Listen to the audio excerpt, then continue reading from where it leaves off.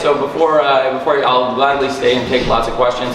On a wrestling level, I have to say I'm really excited because it's hard when you add content and try and build the company, and I really believe AEW has grown in it. Now you can't deny it because, like I said, we went from 3 hours of TV to 5 hours of TV.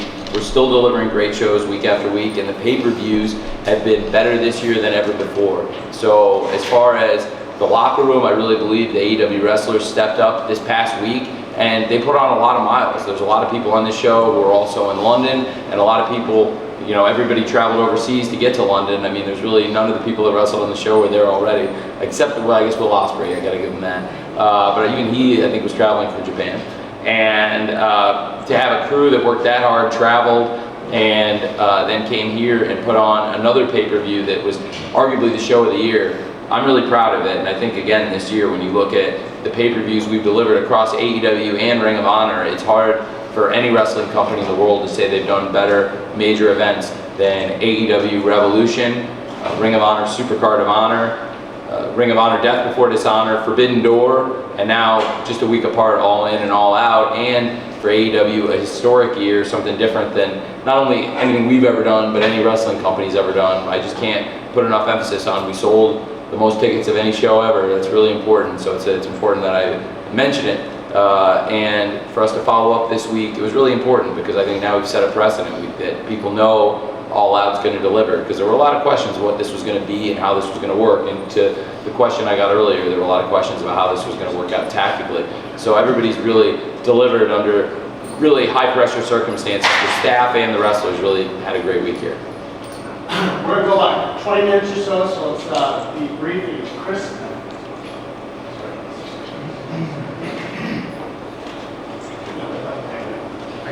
Anyone? Go ahead, start with it. TK Trader from Women's Wrestling Talk. So you talked about wrestlers and giving them opportunities. About 2 days ago, Sunny Kiss's name was removed from the AEW site. There hasn't been any, you guys haven't talked about it, Sunny hasn't talked about it. So just asking what happened.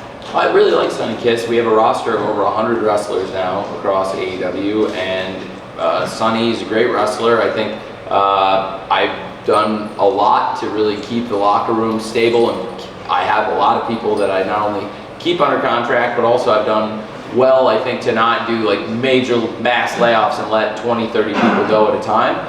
But I do think I can't renew every single contract in AEW. It would be impossible, and with such a big roster and a limited amount of TV spots, I think Sunny Kiss is a great wrestler and had a lot of potential from the very beginning of AEW. It still has a lot of potential as a wrestler, and I really like Sunny Kiss.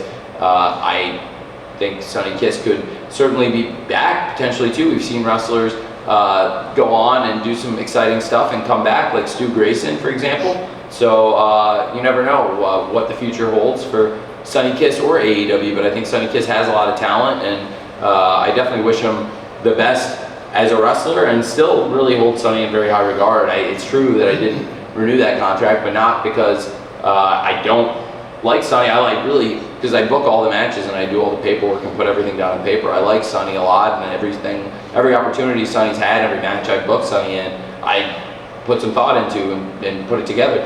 But I would say the same of every wrestler here, and right now with a huge crew, I think it's hard to get everybody on TV. And you know, one thing that also is a challenge, to be honest, is losing Dark and Elevation, and it's put more of an emphasis on 5 hours of television. So I think some of that was made up with TV spots. So a lot of people have stepped up, but the roster has grown and grown. There's more wrestlers than there were when we started. It's a much, much bigger roster than the original AEW roster that Sunny was a great part of. And Sunny and a number of people who are not necessarily with AEW anymore, will keep an eye on him, and certainly I'd be open to bringing him back. You know, if something opens up, if I get an idea for a story, or if anybody has an idea that I like for a story that I would do, or if they get really hot and I get interested. So I think Sunny's got a lot of potential still and is a young person, so you know, definitely open to that. And Dark and Elevation, I think Sunny wrestled a lot on those shows, and that's something that we don't really have right now, and the TV spots are tight, so that's a lot of what it is. But certainly Sunny's a good wrestler. Thanks. We're here, Tony. Hi Tony, Kimmy Sokol from the Pop Freak. So this pay-per-view was very Ring of Honor heavy. We saw a lot of the Ring of Honor champions on it. Is that something that we could see more in the future, or was this kind of like a one-time thing? I thought it was a great opportunity having the shows across these 2 weeks feature a lot of the great champions in wrestling across AEW, Ring of Honor, and New Japan Pro Wrestling. And that was what we did. And so there were a lot of great stars featured across this past week on All In and All Out. And tonight, a lot of the Ring of Honor champions competed. We saw some of that last week too, but even more so tonight. And the Ring of Honor roster right now is so strong with great champions. When you've got a world champion like Claudio Castagnoli, who was in a great match tonight, and a great world TV champion like Samoa Joe, who's been dominant. He right now has one of the longest reigns in the history of the ROH World TV title. He's chasing the longest reign ever. And if you look at Samoa Joe's reign, there's a lot of really good matches and really good opponents since Samoa Joe arrived. And pretty quickly after his arrival, he won the World TV title. He's defended it a lot of times against some of the top stars. And Samoa Joe's one of the top stars in wrestling. I thought it was fascinating what happened, the confrontation with Samoa Joe and MJF on this pay-per-view. It was a really exciting way to get the show going. It was a really hot start to the pay-per-view, to have those two going at it after the very first match. So those are big stars. And speaking of Ring of Honor, that's another Ring of Honor champion, the Ring of Honor World Tag Team Champions, MJF and Adam Cole. MJF, top star, and the #1 champion, the AEW World Champion, to have the AEW World Champion holding the Ring of Honor World Tag Team Championship, I think is a really big deal. And then to have the AEW, really, I have to say, not only the AEW champion, but also one of the most popular stars in wrestling right now, MJF, and to have another one of the most popular stars in wrestling, Adam Cole, teaming up. And Adam Cole has so much great history in Ring of Honor. Adam Cole's held every championship in ROH pretty much now, and he's probably the most decorated star ever in ROH. So it's a great group of wrestlers. And then also Athena, I really wanted to feature tonight. She's been doing some great work with Billy Starks. I thought about getting Billy Starks in. Billy Starks wasn't cleared, and I found that out yesterday, so I changed around some of the stuff I was thinking about, but I still thought it was great to get a lot of the top stars, 6 of the great women in AEW, including some great champions, featured on the card. And of course, the Ring of Honor World 6-Man Champions were a big part of the over-budget charity battle royal, and it was great to see the money going to a good cause, because if somebody from the Mogul Embassy had won, I think Prince Nana had said it probably was not going to go to a very good cause. And so I thought that was a lot of fun. So Ring of Honor's got some great wrestlers right now, great champions, and with MJF and Adam Cole winning the World Tag Team Championship last week, that's pretty massive. You have some of the top stars, in addition to Claudio, Samoa Joe, Athena, so many other great wrestlers holding these championships. And then there's one of the great legends who we saw tonight, and somebody it means a lot to everybody in the locker room, and me personally every time he steps in here, and that's Katsuyori Shibata, the Ring of Honor Pure Champion. He's a great legend, and we love featuring him anytime we can. It's a really big deal to have Shibata wrestling here. It's a big deal to have Shibata wrestling at all. It's a big deal anytime Shibata steps in the ring, because nobody ever thought it was going to happen again. And now he's part of the roster. He's a full-time wrestler in Ring of Honor. He's a great champion. Think about all the great matches Shibata's had in this past year in America with us. He's part of our roster. It's really cool. Shibata's in our locker room, and that's one of the exciting things happening. So ROH has this great group of champions, so of course you want to feature them, but AEW is the biggest platform in all of wrestling. We proved it over this past week, and it's great to have so many great champions we can rely on. AEW bringing people in from New Japan and other companies, and of course Ring of Honor is right here close to home. Thanks. Hey, Tony. So last night we saw the Young Bucks on Collision for the first time. In light of recent shakeups, do you anticipate, I know we don't have like a firm split between the two shows in terms of the rosters, but do you anticipate maybe easing the borders and having more crossovers? Do you anticipate maybe sending a big name over to Saturday nights? Well, I think one thing I'm interested in, Bryan Danielson, like he said, I think Saturdays are probably more conducive to Bryan's life and his personal life. So it's a good question. I think that's one thing we can keep in mind. Bryan going to Collision, really this is the first time Bryan's been cleared to go over and do anything in a while since Forbidden Door. So that was pretty cool, because Collision was really just getting off the ground. We were just starting the show when Bryan got injured. And definitely that is somebody that you could see there more often. I think there's a lot of wrestlers that you could see on either show. For example, Darby Allin and Christian Cage have been straddling the line. In particular, Darby Allin we've seen all over the place. I think a lot of the top stars have been appearing one place or the other, but certainly both shows have a separate identity, a feel. There are some people you might see in one place more than others. Sometimes that's because it's maybe a more convenient night for them in their life, but also sometimes it's more just the different feel of the show, and I think somebody's more conducive one way or the other. But we've got something really great going. I thought it was a great episode of Collision last night, and I'm very, very excited about what we've got, and, now with 5 hours of TV. So it's cool because we've been able to launch another show, make it feel different, and create a cool identity for it. But I think there's a lot of wrestlers that would fit great with what we're doing on Collision, and a lot of people that have really been hitting it out of the park. I think it was great. Dax and Jay White had a great main event last night. I thought that was an awesome main event match, a real long, classic, hard-hitting match. Christian Cage and Darby Allin had a great main event a few weeks ago, and there's been so many great main events with all the people on the show, and I think we can hopefully keep that going for a long time. Thanks. Over here, Tony. John Hughes, Wrestling Observer. How you doing? Great show tonight. Are there any business notes you can share, like gate, attendance, early read on the pay-per-view buy rate, anything like that? Well, I know it was over 100,000, they told me, which was like my goal, because it was like, if we can do closer to 200,000 last week and come back and hit 100,000 and do, probably close to 300,000 pay-per-view buys in 1 week, that's by far the most in the history of the company in 1 week. Break all of our ticket sales records. I think we've sold probably around, about 100,000 tickets this week, which is pretty amazing across the shows. So that's by far a record for us. And it was about 10,000 tickets tonight, and I don't have the exact numbers, but I know we had about 10,000. And the gate, I think, was probably $800,000. Really, really strong gate, really big. And I maybe a little more. And but again, to have a week where probably about $11 million and over $11 million in ticket sales, I guess, and over 100,000 fans is pretty cool, and definitely the biggest week in our history. But I think it's also something I believe is sustainable. And if you can do something like that every year across this week, wow, we built something really special. So people wondered what success would look like tonight. And to me, that's it. I mean, if you can do close to 10,000 and sell over 100,000 on pay-per-view and come in somewhere close to that, over $750,000 $1 million gate range, that's a big deal. And people wondered what All Out was going to be. We set a great precedent, because now if we're doing All In every year and All Out, I think people know we're going to deliver a great All Out. And I think everyone really got their money's worth. The people that came to All In and All Out, the people that ordered both shows. So I felt really good about it. I think spacing the shows out a week and using a lot of the same people in different matches across the shows, not just doing the same match in both cities across the, I think that's important. And I think everybody wants the sun, the moon, and the stars.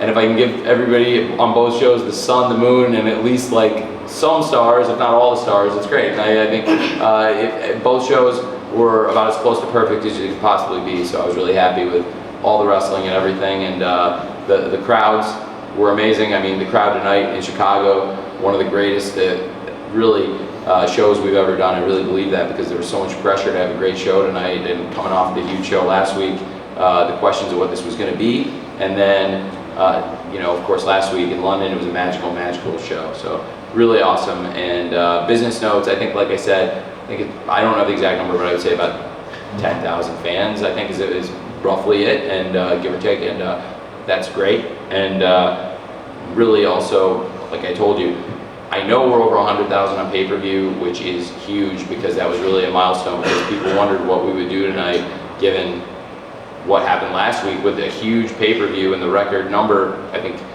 in the wake of that, we showed it's maybe a sustainable model, which is awesome. I think definitely a sustainable model, which is awesome.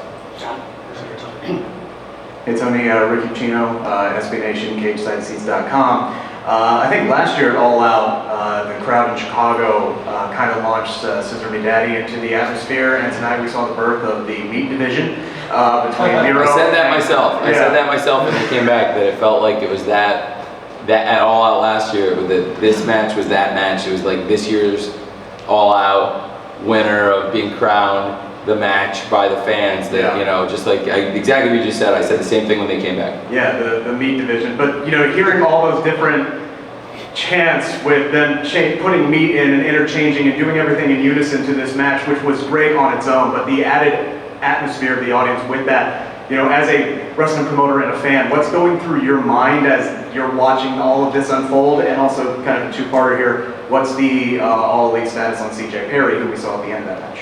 Well, CJ, I'll start with that. I think it's great to have CJ here. It's not a long-term guaranteed thing or anything, but for at least for tonight, it was great to have her appearing with us, and I thought it was a great surprise. It was a great show.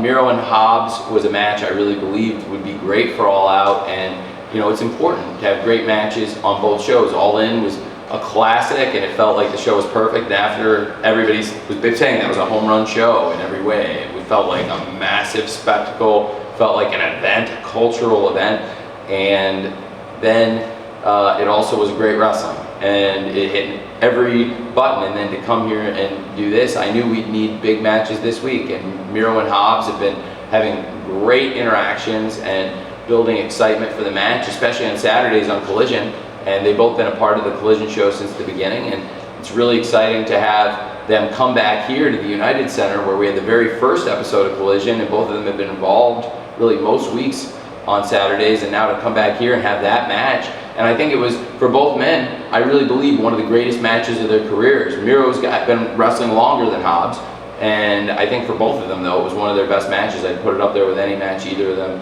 has ever had, and both of them had some great ones. I think Miro here had a great one with Eddie Kingston, outside the city limits in Hoffman Estates nearby, but still in the great state of Illinois, and that was a great match. But there are very few matches I could put up there that either of them has ever had, and it was one of the best matches on one of the best shows we've ever done. So really huge hats off to both Miro and Powerhouse Hobbs, and it was a nice surprise, tip of the cap to CJ Perry as well. Over here, Tony. Hey Tony, it's Nick Hausman, House Wrestling again. I just wanted to ask about Jack Perry. Was there any punishment handed down to him, and do you see punishment if there wasn't handed down to him in the future? He's been suspended indefinitely. I think we've suspended everybody in that investigation, and then took further action after that based on what happened and came out of the investigation.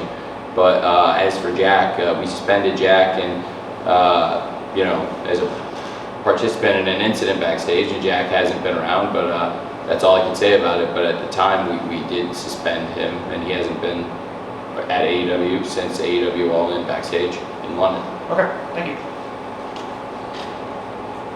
Hi Tony, Iridium Bureau, Fightful. So we had Collision and All Out here at the United Center, but we had Dynamite and a little bit of Rampage at Hoffman Estates and the Pinal Arena. So talk to me a little bit about that relationship, and if we're going to lean more towards now the United Center, or still stay a little bit further away from Chicago and Hoffman Estates. Is Raph back here? I'm right here. Hey Raph, can I say, is that public knowledge what's here next year, or is that like secret? Will I get the Secret Service can come in here and? I'm not sure about that answer. Yeah? Yeah. Okay.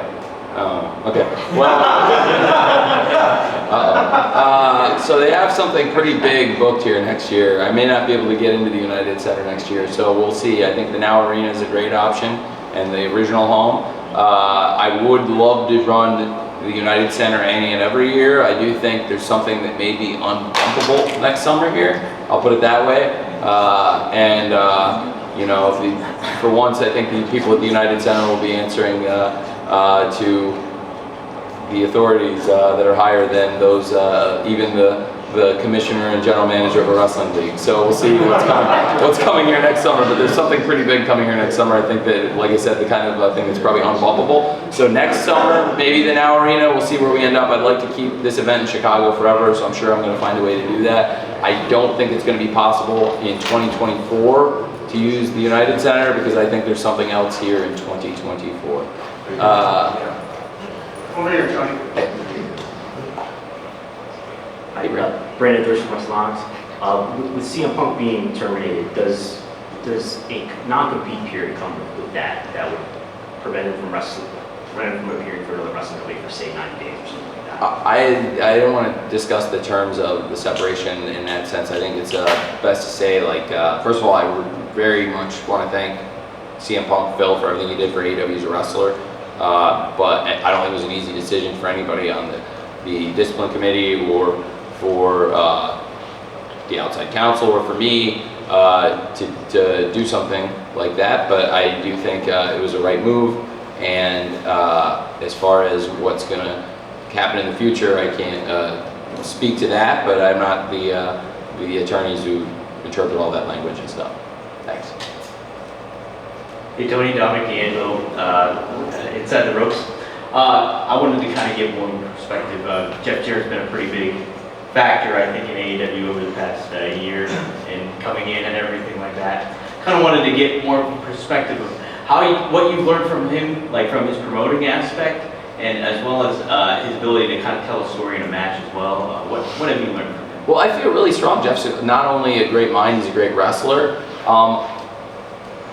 AEW is completely different than a lot of the pro wrestling promotions that have come before it in a lot of ways. I think Jeff has so much great experience in pro wrestling, and Jeff is very different than a lot of the other wrestlers in AEW. He's a great wrestler. He's such a smooth pro wrestler. No matter what time it is, he's a very timeless, great wrestler. I saw Jeff and Jay wrestling on the Ric Flair's last match pay-per-view, and Jay Lethal was already here, and I had said he could work that show, and they were great as a team, and Jeff could really go, and I was like, man, Jeff Jarrett really can still go. And he had interest in working backstage too in the office and working on some live events and business development stuff, and Jeff's got a great mind for that stuff and a lot of great experience, so I thought he'd be great for that, and has great connections, live events experience. So I like having Jeff in the office, and he's got a great mind. I do things differently, and so, I think, TNA is a very different company than AEW.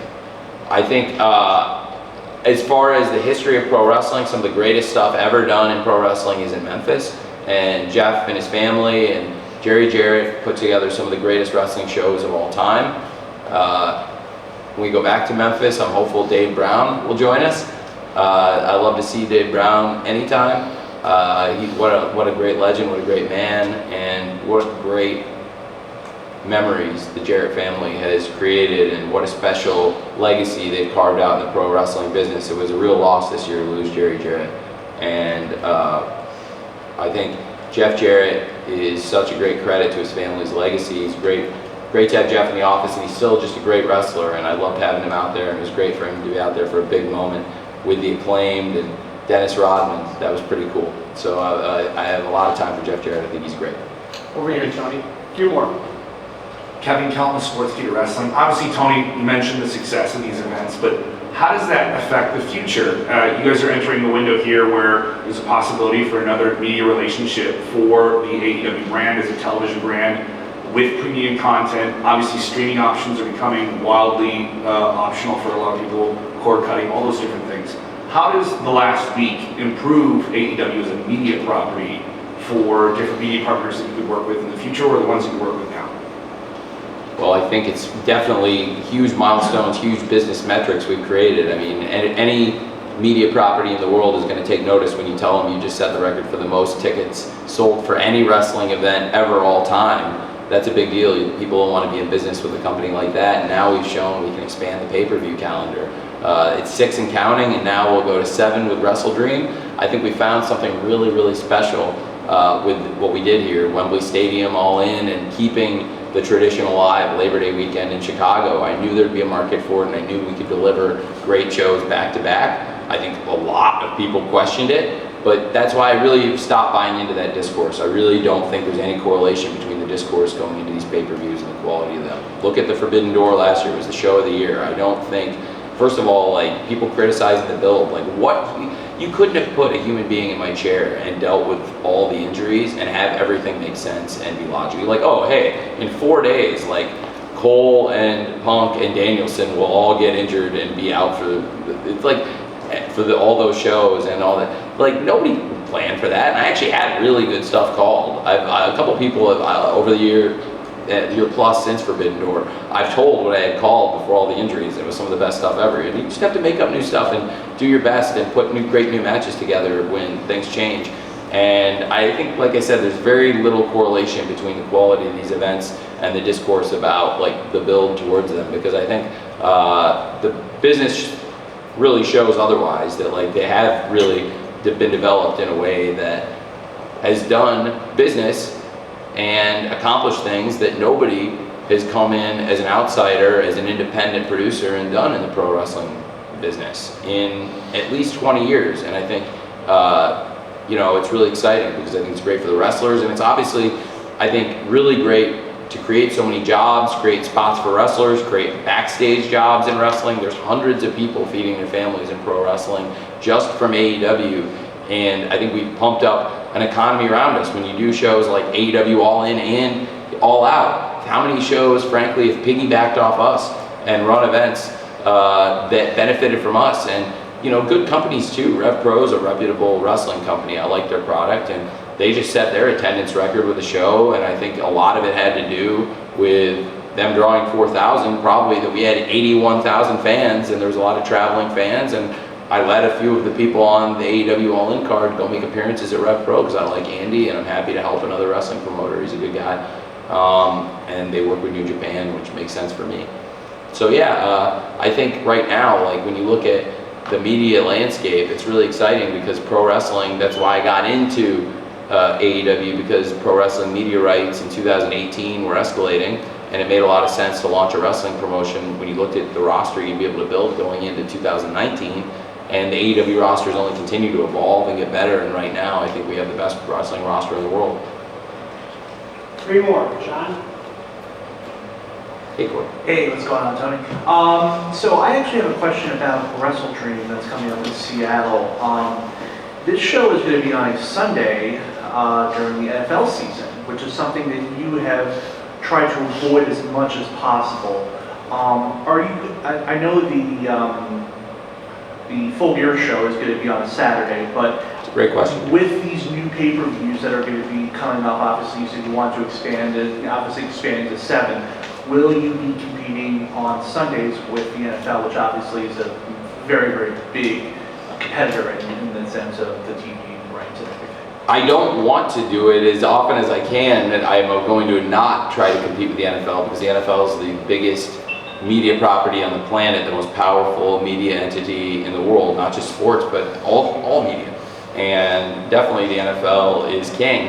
And on October 1st, I felt like it was a special opportunity to honor a special legend in wrestling because October 1st is the date last year that Antonio Inoki passed away, and I really don't think I'd be in this position if Antonio Inoki hadn't been a pioneer in pro wrestling, and certainly during a period in pro wrestling where there wasn't really a strong challenger brand promotion. New Japan Pro Wrestling probably stepped up more than any other promotion and put on great wrestling matches of different styles and helped build a lot of great careers, and a lot of people in AEW now wrestled for New Japan, and many of the great wrestlers in AEW, many of the top stars were actually Inoki proteges, like Bryan Danielson, like Samoa Joe, Katsuyori Shibata, and others. And I love working with Rocky Romero's an Inoki student himself, so those are some of Inoki's last proteges, actually, Rocky, Samoa Joe, and Bryan Danielson. And October 1st is a Sunday, our next pay-per-view. It is during the NFL season. And I very rarely will put on shows during the NFL season on a Sunday, but this is a unique opportunity to honor a unique legend in wrestling, which is Antonio Inoki. I can't say every Wrestle Dream is going to be able to be on October 1st based on where it falls in the week, but at least for the first one, I really thought, let's do it on October 1st to honor the memory of somebody really special, a great promoter. I hope, I think it's important to honor the legacy of the great promoters before us. I went to, I was asked about Jeff Jarrett. I made sure that I was there. I wanted to be there with Jeff when his father passed away. Jarrett's a great legend, and I wanted to be there as a wrestling promoter to pay tribute to one of the great promoters of all time, one of the most prolific people in the history of the wrestling business. The Jarretts are a great family. Jeff is an awesome part of AEW. He's a great executive, a great wrestler here, and his father is one of the greatest promoters of all time. And I have a lot of respect for him, and I have a lot of respect for Mr. Inoki and everything he did, and helped us get to where we are. So that's why it's October 1st this year, because that's an important date. Thanks, man. Tony, over here, except the last one. Sure. Ryan Rhodes, Good Cover Wrestling. How much was the Orange Cassidy title run a message to some of the Orange naysayers? It's not I think it was about Orange Cassidy being one of our top stars, and Orange Cassidy really elevating a championship to the status of being one of the top championships in the sport. And by the time this show was over, Jon Moxley walked out as the champion. I felt like you could make the case that the International Championship is one of the top championships in all of wrestling. No championship has gained more ground to be in that spot and to be a pay-per-view main event championship.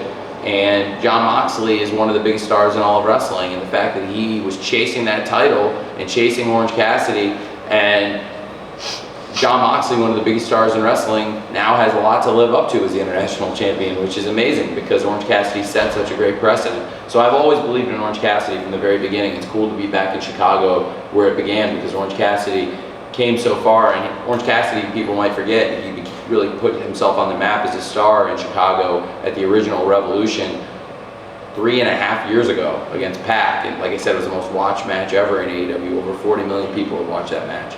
And Orange Cassidy didn't come out the winner that night either, but he advanced himself and became an even bigger star, and tonight I think it legitimized in another way. Orange Cassidy has had this amazing run, and this might have been the best match yet, and one of the greatest runs I've ever seen, and certainly one of the greatest runs we've ever had here in AEW. And if it had to end, there's no more fitting way after all these great championships. Orange Cassidy was just getting more and more broken down, and the workload was really wearing on him. I think it made sense for Jon Moxley to be the person to shut it down and for it to be here at All Out, to put an exclamation point on the biggest week ever in AEW and one of the most successful weekends any promotion's ever had in pro wrestling, as far as putting on a great week of shows over 7 days, and for us hitting new heights as a business. Thanks. Final question. Right here, Tony. Stevie Milhouse, I'm from the Zone. A great show tonight, Tony. And you look at the magnitude of All In. You look at the unfortunate situation that happened during the week this week, and you look at, a lot of people would say it was a very questionable show tonight. You guys knocked it out of the park. Would you say is it fair to say this is the most challenging week for you personally and professionally?